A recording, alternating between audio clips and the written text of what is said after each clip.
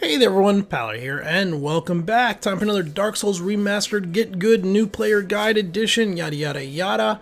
This is episode 10. So, post-commentary again, just in case you can't tell. But in this one, we're going to spend most of our time working down through the depths. We're going to go ahead and, actually, we're going to clear the depths this one around.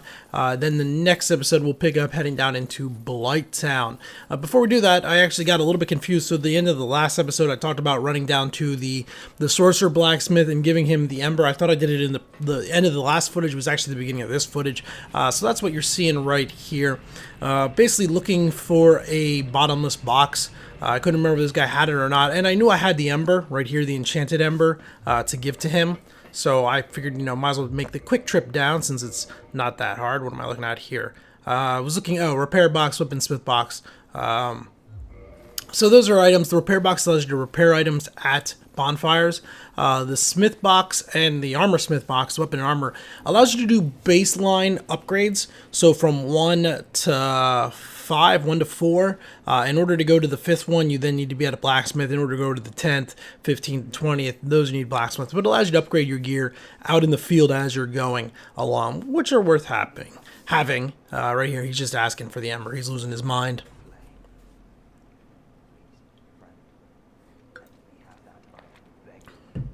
I'm going to reiterate, and I promise this will be the last time. You don't have to worry about giving these embers to the wrong person. Only the blacksmith that can use that ember will ask for that ember. In certain cases, like with this ember here, Andre would actually make note of it. He was like, wow, that's impressive, but I can't do anything with it. So you don't have to worry about giving the ember to the wrong one. I was just looking there to see what items he had. Nothing. But we can look in there if we look at modified equipment. So you have standard on the left. This would be taken from, up to +5 and then so on. But then this one here is to modify it for int base. It improves the int base scaling.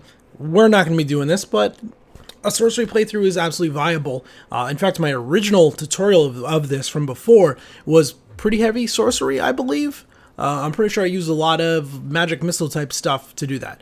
But yeah, that's out of the way. Let's go ahead and we're gonna head back up top here, where we're gonna head back around down by where we fought the Capper Demon.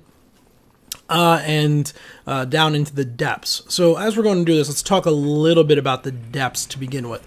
The depths, and by extension Blighttown for the most part, are optional as long as you have the master key. If you have the master key, you can actually go back down the lift we just came up and through that little side door, we're back down where we originally got the red robes early on and the catalyst, and there was a sorcery there too. That's kind of our final destination where we're going. What we're about to do is we're going to take the long way through as if you don't have the master key in order to open it up. The reason for this, well, first of all, we are doing a full playthrough of the game, so we're doing everything. But we're also, there's a lot of items to get there. There's also a lot of souls to get there, at least in the depths. The depths, just the Gaping Dragon, who's the boss of that area, is 20,000, 25,000 souls for him. And he's actually a very easy boss. Getting to him's actually not that bad either. The depths isn't a bad zone. Blighttown is the bad zone everybody hates. Now, the depths unlocks Blighttown, and we'll explain Blighttown as we start working our way down through that in the next episode. So that's kind of the purpose here. If you want to skip this area, you absolutely can, but it is going to give us a significant leg up when it comes to our level for heading into Quelaag and then out into everything else. In fact, we're probably going to make a run down towards Pinwheel before we head towards Anne Orlando. So Anne Orlando is kind of the midpoint of the game, right? You go out there, you handle Anne Orlando, and then you come back from there to continue on. But Pinwheel is a boss down in the catacombs. He's generally done after Anne Orlando, but he drops a very special item. And the item that he drops when you kill him allows you to kindle bonfires 3 times in total. So right now we can kindle it once, right? We light the bonfire, that'll give us 5 Estus Flasks. We then kindle it once, that'll give us 10. Well, you can kindle it 2 additional times on top of that, where you're going to be running around with 20 Estus Flasks.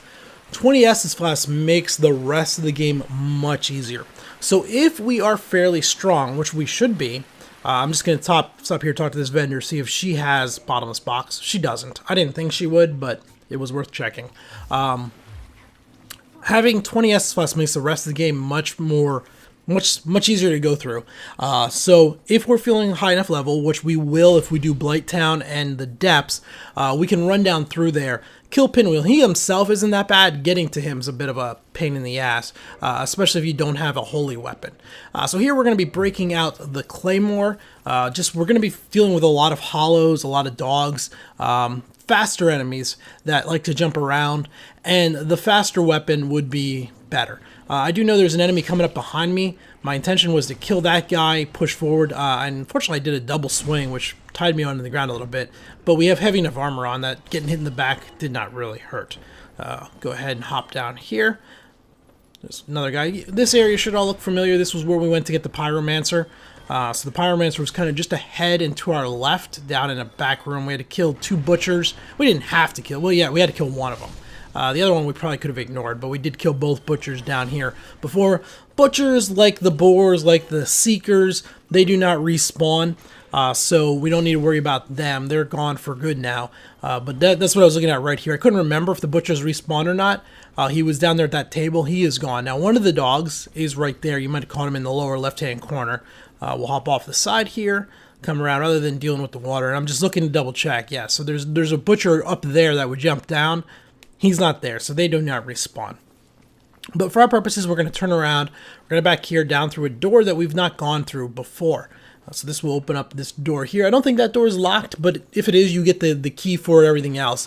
Here's an item. We're looking at it. It's hard to see there. There's actually like a sludge up on the ceiling. And what it wants you to do is it wants you to walk up to get this item and then drop on you, kind of just like that. And I completely screwed that up. I knew he was there, and I wasn't even trying to demo him coming in, and then I nearly die here because this guy shows up with the torch. The torches are a bit of a hint here. The fact that this guy has a torch, there's another guy further ahead with a torch, and then there were the guys back up above with torches. The torches are what these sludges are weak to. So they're basically using their torches to keep these guys at bay. That's why they're all there. It's kind of demonstrating for you fire is the way to go with these guys. So that's why we're going to be using our combustion here to take care of them. That's why, one of the main reasons we picked up this combustion. It makes these guys a whole lot easier. And these guys do have a reasonably high drop rate of large Titanite shards. So if you want to, you could farm those. So those are going to be items used for 6 to 10 for upgrading your weapons. Now here you can see all these different slimes all of a sudden. There's like 8 of them as we go down. But our +5 Pyromancer Flame Combustion is going to take care of them in one shot, which is nice. Just walk our way through here. And I think one of these drops an item if I remember correctly. Yeah, right there. So large Titanite shard.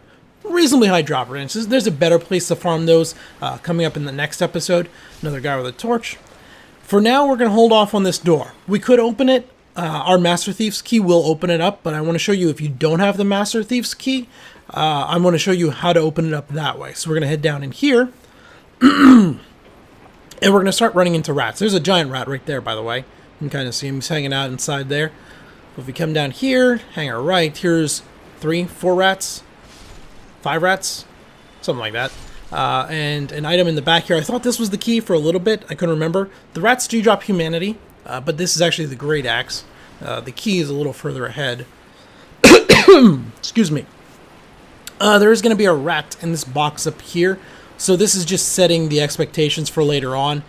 Those boxes are going to become a little more common, and it's just teaching you, hey, keep an eye out. Sometimes there's rats inside those boxes that will jump out at you. Here we go, 3 more rats, and this is actually where the key is. So if you don't have the thief's key, if you didn't pick up the master key from the very beginning, this is what you need to get, the sewer chamber key, where we can now head back up top, open that door up, and light the bonfire.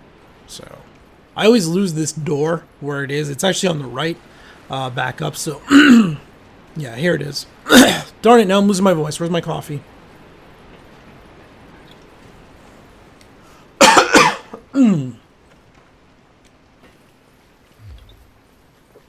And back in here is the bonfire. For now, because we are, we have the 1 humanity on us, I'm going to go ahead and my original intent was to kindle it. I didn't realize I was actually hollowed. I don't know what I died from, but apparently we're dead. So instead we're going to reverse hollowing. And then since we did that, we're going to go ahead and consume 1 humanity and kindle this fire. I don't know if we really need to. This zone is pretty darn easy. 8 Estus flasks would probably be enough to get us through it, but you know, if it's your first time down here, as you're learning it, maybe you want to kindle it. We do have plenty of humanity, so we went ahead and kindled it anyway, just to give us our 10 Estus flasks back.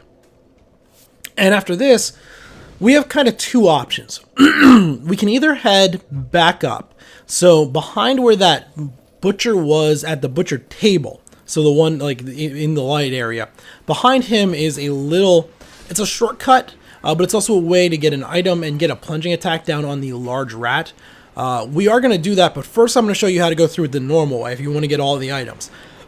Now you could go and backtrack, so you can do it really either way. It doesn't matter, but I'm showing you basically both ways through it. So we just have to run back through here. We do want to kill these rats. They will chase us, but they're also going to drop humanity, so we can maybe get the humanity back we just spent on kindling the bonfire there. You know, break even at least. And it's not like these rats are very dangerous. They're super easy. They can stun you a little bit depending on your poise, depending on what armor you're wearing. Like right there, you can see I was about to swing and that guy just completely knocked me out of it. He will also build poison or bleed. That's a bleed effect on you, which he got me pretty good, if I do say so myself. And come here. So this right here looks to be the way to go. That is not the way to go. That's a trap. Don't go that way.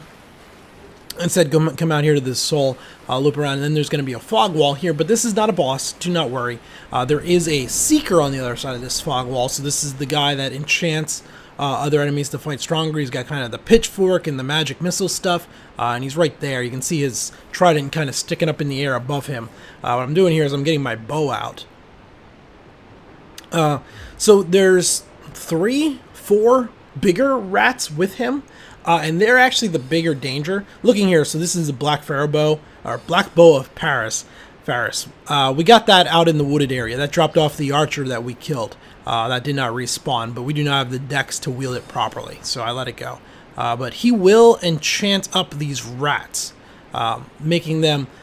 It improves their strength, I believe, and they'll stun you pretty good. So we're just trying to get him separated. Normally he'll stay down there, and you can bring the rats up, and then after you kill the rats, kill him. But this time he came up actually in the rat state. I'm not sure why, but we'll just go ahead and dispatch him fairly easily. And here you go. See these rats are bigger. And if you get all 3 of them jumping at you, they will take your stamina down really quick. And then once your stamina is gone, well, then you're in trouble. And you'll see this guy actually, like that one swing from that rat hurt a lot. Turns out they were enchanted. For some reason the visual effect wasn't going, but you can see on this rat here in the dark, he had like that blue visual effect. That meant he was buffed up from the sorcerer, or the seeker. Okay, head this way. As we said, we learned from before that the rats can be in the boxes, so we have our shield up for that. We're coming out here, there's one item, I think it's just like a large humanity of some sort. Nothing in those boxes. But hidden around this backside of this pillar here, I think it's a large humanity. No, it's a Titanite shard. Large Titanite shard. So we definitely want that. And come on back around. I have a board stuck through my chest. Looks very painful. We'll do some rolls to get rid of that. There we go. Come on. Actually, the boss arena is down on our left. You can't see the boss. The boss doesn't appear until you go down in there, but there is a boss arena down there on the left. This rat's going to try and bait you into chasing him. You can get him, but don't chase him too far. There's a pitfall right there. You can see in the floor, drop through. That's trying to get you to drop down. I'm trying to remember, I think there's an item back on this side, so we're coming through here. There's going to be another slime here, so we're going to pull out our combustion, and we're going to let him have it. There we go. We come back around here on the side. There's an item. Oh, it's actually on the other side. So there's another pitfall trap there on the floor. It's trying to drop us down below. If you fall through them, so underneath us, the way we're going down, and we'll see them here in a moment, there are things called, I think they're called basilisks. They're like big-eyed frog things, toads. They have a nasty status effect that they put on you. It's called, what is it? It's paralysis? I forget what it's called. Anyway, it basically turns you to stone. It paralyzes you. But when you come back after it, you come back cursed. And as you come out cursed, and maybe it is just called cursed, but as you come out of it, you only have half your health. And you do not, dying does not restore it. The only way to restore it is there's a consumable item that you can get that will remove the curse from you to get your health back. And especially as a newer player, running around with half your health really sucks. So I just showed the large rat was there. Now we're going to head back up around and we're going to go through the other way where we can get the shield and we can do a plunging attack down on the rat. The rat's not nearly as dangerous as he seems. He is fairly strong in terms of if he hits a block, like if you're blocking with your shield and he hits you, he's going to eat up a lot of your stamina. And if you take like 2 of those, you'll probably get launched. But he's really not all that dangerous. He's kind of a mini boss of sorts. So we're heading back up here where we're going to hang a right, run back along here. If you're coming at it from this way, the slime's drop triggers from the other end. So if you just sprint down the left side here, you can sprint through that and they'll all drop behind you. I'm not too worried about their items right now. We're more worried about time progressing quickly. So I'm not going to go through and kill all of them. We're just going to go through here and head on back up and around. We are going to have to go through that little lower water area where there's 2 dogs and a hollow. But with the Claymore, it's not a problem. They'd be actually a problem with the Zweihander. Just because the overhand swing of it and the slow swing of it just doesn't work well against the dogs. But this Claymore will make easy use of them as we come through here. And then there's the 2 dogs right in here. We could put the Rusted Iron Band on here, but no need.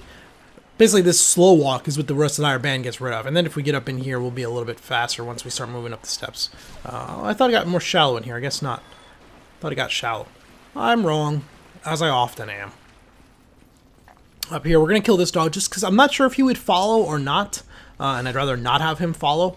So yeah, kill him. And then come back here behind where the butcher was standing and down this little passage here we can drop. And it's going to take us down below where we're now above the large rat.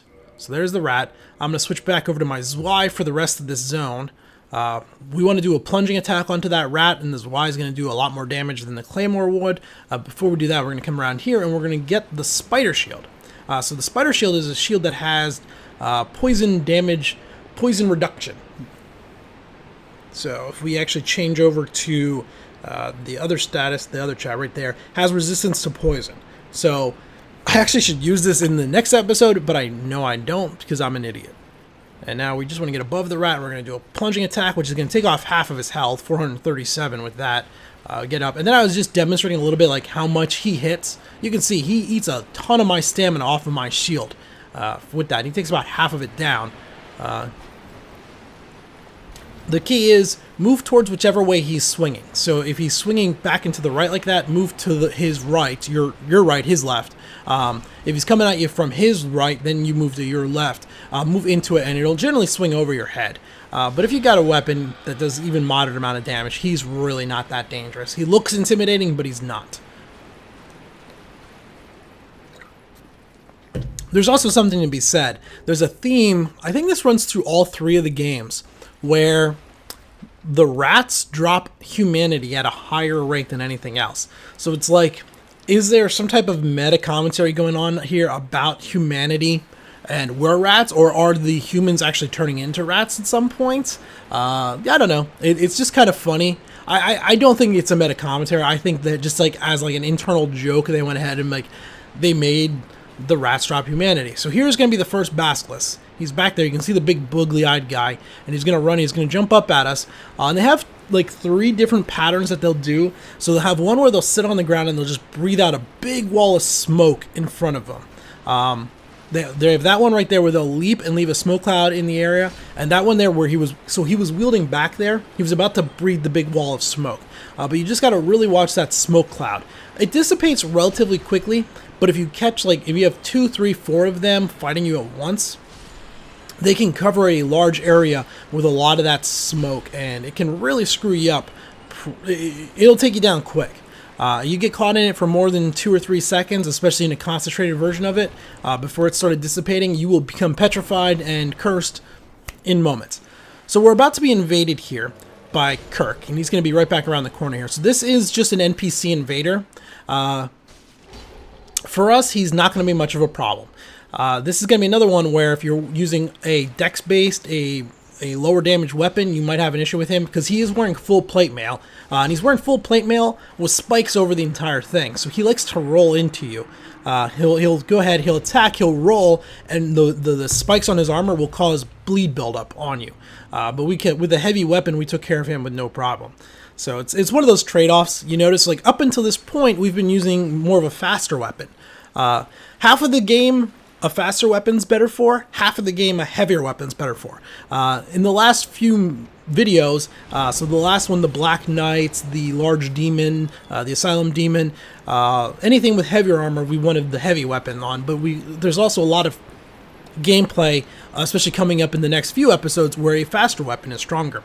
So this here is the loop back. After we've killed Kirk, we're going to head up here, and I'm just demonstrating here where the loop back is. So right here at the top of the steps on the left is the bonfire. Right back down in there.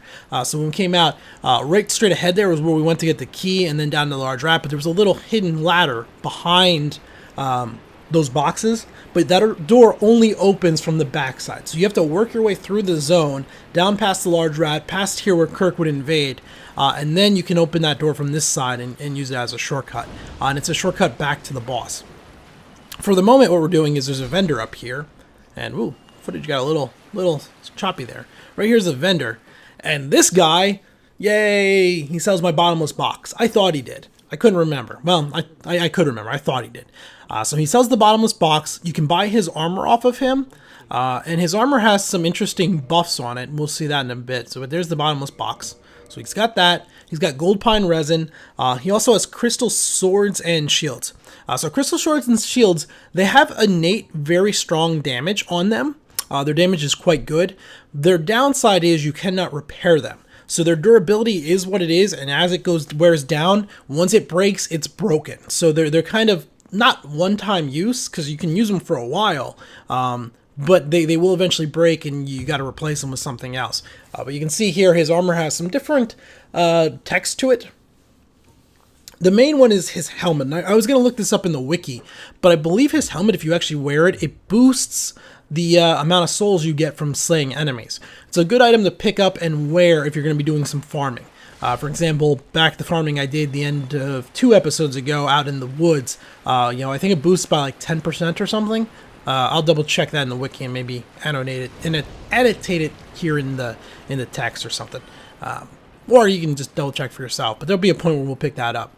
Now we're heading back down here, so where that basilisk came running out, we want to head back in there. There's a few items in there where we can fight that basilisk, there's a bunch more basilisks, but there's some items back in here. There's a ring, there's some humanities, things along those lines.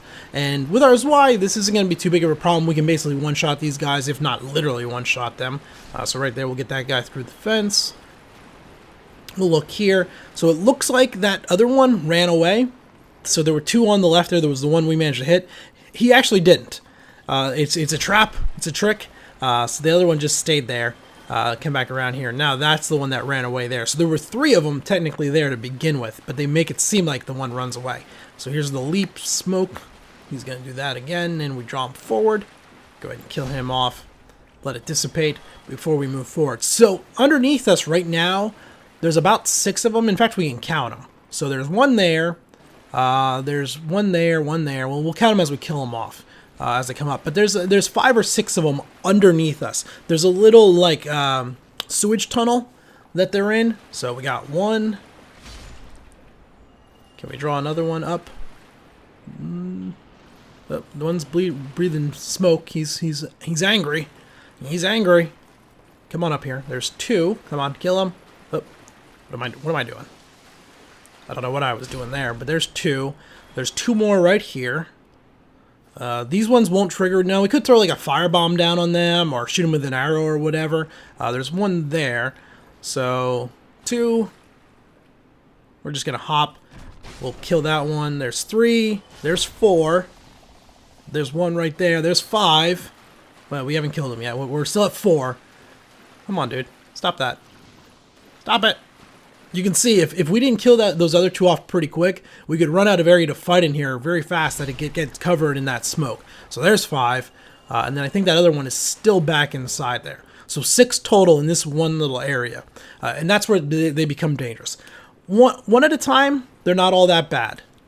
But when they get a large cluster of them, they can overwhelm you with covering the area and not leaving you much room to breathe. So breathe. 6 total down there. Come back out here. There's an item on our left. I think this is just a humanity. Nope, it's an eye. That was actually an item that dropped off of them. So that drops from the basilisks themselves. Back here on the bottom, as we circle around, There's a ring. So this is a ring of the evil eye. I'll show you what that is in a moment. But what it is every time you kill an enemy, you get a little bit of health back. It's not much. It's like maybe 25 health, give or take. But it's a slow amount of health coming back in. Generally, I'd rather have heavier armor on and use Havel's ring than that. But depending on your playstyle, if you're more aggressive, that might work out for your advantage. So there's a tricky jump right there. You got to run up the stairs. As you come around the stairs, you got to make the jump. I find that jump to be impossible to do with the traditional control style, but using the advanced control style, the Dark Souls 2, Dark Souls 3, here we go, we're looking at the ring real quick, absorbs HP. But anyway, using the left thumbstick as the jump button rather than the double press of the B while sprinting makes that jump much more manageable. I'm not sure I ever made it across in the original vanilla game with the original control scheme. It was that bad. So now what we're going to do is we're going to head back out. I think we're going to run to the bonfire and rest. So we have enough souls for one level. And just because of that, we could go fight the boss. The boss down here is very easy, actually. He's extremely intimidating. I remember this boss freaked me the hell out when I first played this game. I entered the zone arena for him and he came out and I panicked. I didn't know what to do. I was like, oh my, this thing's massive. Turns out he's like one of the easiest bosses in the game. It's that mental overcoming that. Once you've calmed down and you fought him, it's like, oh, this guy's actually a pushover. So I was debating, do I run up here and rest and respawn everything, or do I not? But really, if you respawn everything, it's only like 4 enemies you have to kill to get to the boss, so it's not that big of a deal. So I went in here, and we're going to go ahead and just bump our Vitality 1. Then after this, we'll bump Endurance to 20 and go from there. So you have to kill this Flame Torch dude, and that's really the only ones you need to kill. One of the rats is nice to kill because he'll kind of follow you. So turn here, run down. Yeah, this boss that we're about to come up to, where am I going? I'm not paying attention. I was talking about something. I ran completely past where I needed to be. We wanted to hop down. If you've not fought this boss, I recommend, like, if you're playing along, watch the video up to the fog wall, then go through and give the boss a try your first time. It's one of the better experiences in Dark Souls. I've probably already spoiled it a little bit by telling you he's not as difficult as he seems, so probably like the intimidation factor is not going to be quite the same. This rat here kind of gets in the way. He's a pain in the butt. So we'll get rid of him. Run up through here. I am looking, so I remember there's a hidden crossbow in this area. That's the arena down in there that we're going to be fighting the boss. Come around here. We have to actually go down the stairs, but I thought the crossbow might be up here. Turns out, no, it's one level further down. But we'll look here. Yeah, nothing. What was I saying? So yeah, fight him, and then if you have trouble, come back and finish watching the video or whatever from there. I recommend seeing it the first time yourself. So down here, we are going to find the summon sign for Solaire, and we're going to use it. This is part of, like, there's a subquest for Solaire, where if you summon him in for 4 bosses, I think, and he survives at least 3 of them, you can continue on his quest line. I forget the exact parameters of it. What I'm doing here is what I'm equipping is a crystal that we can use to banish him. So I've never had him survive this fight. He just face tanks this dragon, and you can't do that. So basically what I'm going to do is I'm going to bring him in, have him come into the zone with me, use him to distract the boss for about 30 seconds while I cut the boss's tail off for a weapon. After that, I'm going to banish him away, and hopefully that way he's fought the battle, but he hasn't died in the battle. That's my hope, at least. And the fog wall is just here at the bottom of the stairs. But that's what I was explaining here. And like I said, I recommend pause the video here, go fight the battle, then come back from there. But here we go. The Gaping Dragon. Come on. Go through the fog wall. Through the fog wall.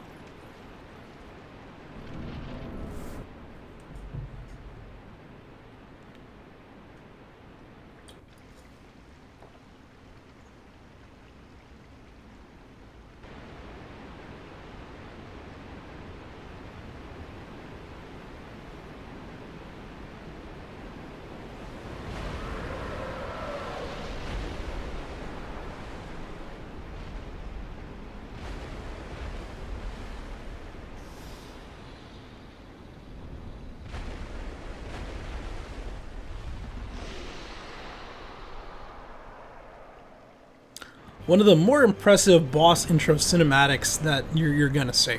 So this dragon basically has 3 attacks that you have to worry about. First is the one he's doing right now. If you're far enough away, he's going to flatten himself on the ground like this, down onto all 6 legs, and he's going to charge forward. And the hitbox for that charge is a lot larger than it looks. Basically, just get back, put some range between you and him, let him run by you, and then after he gets to the end, you're going to have a window where you can run in and you can attack him.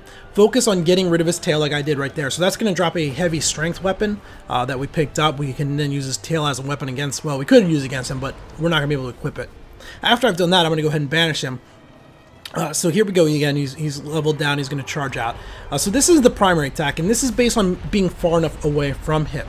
If you're in close to him and in front of him, he starts doing a bunch of slams with his legs, and the key here is the hitbox, like the area of damage from the slams, is a lot larger than it looks.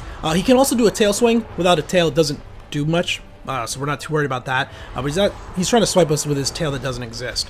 He'll hop up in the air and come back down. He uses this basically to reorient himself. There's the slam, where he's attacking with his legs. So if you're in front of him, he's going to do that, and the hitbox on that is much bigger than it looks. So you generally don't want to be in front of this guy. Let him run past you, come around, hit him in the backside a little bit, continue to circle him, put some distance. The final attack that you got to be careful of is he's going to rear up, and he pukes like this nasty sludge all over the floor of the arena. And it takes up majority of the arena floor, probably about 70% of it. So when he does this, you basically just got to turn and run. And you go to the furthest point you can get from him, and hopefully he doesn't have you backed into a corner or something as it comes out. But it'll dissipate before it covers the entire arena. Here we go. So he's doing like this, whatever that move is. So I'm just running down here, and there you can see the sludge kind of going all over the floor. So we're just about far enough away. Maybe covers 50% of the arena, not 70%. But you get the idea. So those are mainly what he does. But yeah, basically run away from him, get him to fall on the ground like this, and charge into you, let him run by you, run back in, stab him in the back a while, and then he'll rear back, he'll hop up in the air, turn around, mix and rinse and repeat over and over. Depending on the weapon damage you have, it's just an endurance fight for the most part. If you're running a dex-based weapon, your swings are going to do a lot less. You're not going to have nearly as much time. At this point, he's so low, I'm just going in to finish him off. I figured there's no point in wasting time on that. So we ran back in. There's the Blighttown key. And then over here is some armor. So this is like the starting leather armor, I believe. Standard armor. So it's not leather. It's combination chainmail, plate mail, and leather all together. I thought there was another item on the other side of the zone that I kind of remembered, but I couldn't find it. So maybe there's not. I could have sworn there used to be another set of armor in here or something in here, but it's definitely not there now. I have to go back and maybe check the original game if that's something they changed with the remaster. I don't think so. Then we're going to head back on up and out. We're going to talk to the vendor again. What I'm trying to do is the vendor will trigger, not an attack. He'll trigger and move back basically to the Firelink Shrine, so we can get to him later. He's actually on the underpass under the bridge that you have to jump out to, where I fell to my death one time to jump out to get an item. So he's actually out there where we originally got the one Tearstone ring way early on, like episode 2, I think, from that. So I'm just here to talk to him. He'll trigger some type of chat where he's like, I don't see much business left here, and he'll go back. But I couldn't get the chat to trigger. I don't remember why.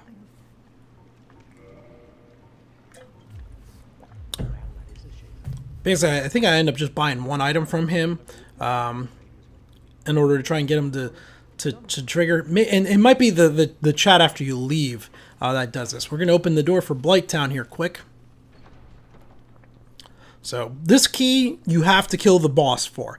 The Thief's key will not open Blighttown. That one, the Blighttown key, is the only thing that will open it up. Oh, random moves came to play, came to die. Talk to him again. Yeah. It's going to repeat the same thing. Purchase item. Nope. Do we not purchase it? But actually, look at our souls there. So we're now at 29,500. So we got like 25,000 just from that dragon. The dragon alone, which is 2 levels. Not too bad. Not too shabby for a fairly easy boss. And realistically, we could have come down here much earlier in the game when that 25,000 would have been even more significant. This zone's not that difficult. We just did a bunch of other stuff first. Honestly, unlocking it, killing the Capper Demon, tends to be harder than the entire Depths zone itself, unless you get overwhelmed by those Basilisks breathing smoke on you and petrifying you. Okay, we're back to 2020. Now that our Vitality and Endurance are 20, what I'm looking at here is just what I needed to get one more attunement slot. Since it was just 1 point from 11 to 12 to unlock an additional attunement slot, you can see on the right-hand side there where we went from 1 to 2. Well, we'll go ahead and do that because I do have other pyromancies I'd like to equip. Fireball, Fire Blast, things along those lines. So we'll go ahead and do that. It only costs 1. That's not too bad. After this, so the next thing is going to be pumping our strength to 30, maybe even 32 or 35. And then here's just a quick demo of the bottomless box, basically just moving items. You know, we're not going to use the bandit knife, the short sword. Astora's straight sword, maybe. We might use that for a particular thing. We're not going to use the Drake sword. We don't know these hills and stuff. We'll just go through. We'll clean up the inventory here a little bit so things are a little bit more manageable. But next episode, we're diving into Blighttown, everyone's least favorite zone. But we'll pick up there. Until then, though, this has been Paler. Thanks for watching.